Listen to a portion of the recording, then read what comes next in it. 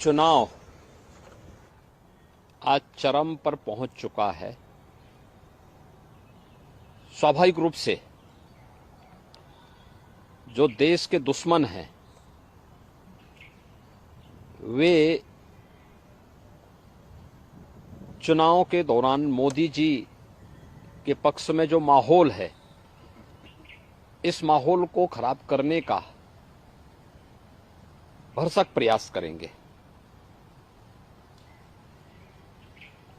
कुछ चीजें हैं जो देखने लायक हैं और जिसको पूरे देश के लोगों को वास्तव में समझना चाहिए कि कैसे पाकिस्तान से राहुल गांधी को प्रोजेक्ट करने का प्रयास कर रहा है। ये चीजें दिखती हैं कि पाकिस्तान सरकार का पूर्व मंत्री जो बेशर्मी के साथ पुलवामा की घटना का समर्थन करता है, वह व्यक्ति राहुल गांधी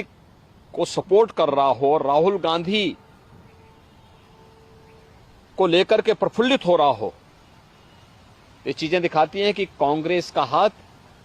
देश के दुश्मनों का साथ। यानी चीजें दिखती हैं कि मोदी जी जीतेंगे तो भारत में दीपावली होगी, लेकिन अगर कांग्रेस कहीं पे सफलता प्राप्त कर रही है तो पाकिस्तान उससे प्रफुल्लित हो रहा है। देश की जनता को इन बयानों से अवेयर होना चाहिए और समझना चाहिए कि इसके पीछे भारत विरोधी ताकतों की मंशाएं क्या हैं भारत के प्रति। सर, हम कह सकते हैं कि पूर्व में कांग्रेस का चूंकि बहुत अलगाववादी शक्तियों से, या हम कह सकते हैं कुछ ना कुछ समर्थन उनको कहीं ना कहीं से रहा, इसी वजह से आज पाकिस्तान से इस तरीके के बयान आए, क्योंकि पूर्व में देखिए कांग्रेस आजादी के बाद अपने मार्ग से भटक गई। उसने अपने स्वार्थ के लिए पहले देश का विभाजन किया,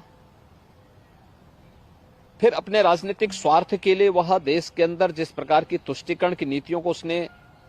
आगे बढ़ाया था, तुष्टीकरण की नीतियों का दुष्परिणाम था देश के अंदर अलगाववाद और उग्रवाद चरम पर पहुंचा। कांग्रेस सरकार की भ्रष्ट नीतियों के कारण देश के अंदर नक्सलवाद भी तेजी के साथ फैला था। वह तो मोदी जी पिछले 10 वर्ष के अंदर जो उन्होंने कार्य किए हैं, उसके कारण आतंकवाद, नक्सलवाद और उग्रवाद को नियंत्रित किया जा सका है। और एक जो सकारात्मक माहौल देश के अंदर बना है, विकास का माहौल बना है, गरीब कल्याणकारी योजनाओं के बारे में बेहतर माहौल बना है और प्रत्येक अंतिम पायदान पर बैठे हुए व्यक्ति को भी शासन की योजना का लाभ मिल रहा है। स्वाभाविक रूप से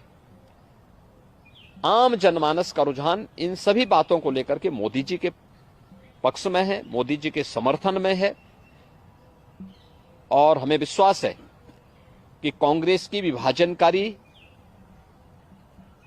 तुष्टीकरण की नीतियों से देश की जनता कांग्रेस और इंडी गठबंधन को जोरदार जवाब देकर के उनकी मंशाओं पर पानी फेरने का काम करेगी और मोदी जी के नेतृत्व में भारतीय जनता पार्टी और एनडीए प्रचंड बहुमत के साथ फिर से देश के अंदर सरकार बनाएगी।